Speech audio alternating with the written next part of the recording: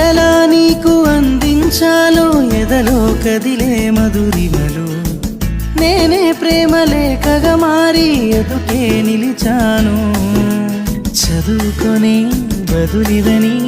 చెప్పుకోలేవులే మనసా పదములతో పనిపడని మౌనమే ప్రేమ పరిభాష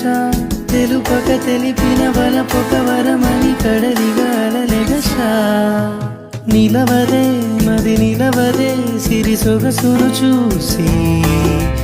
ఉలకదే మరి పలకదే తొలి వలపున తడిసి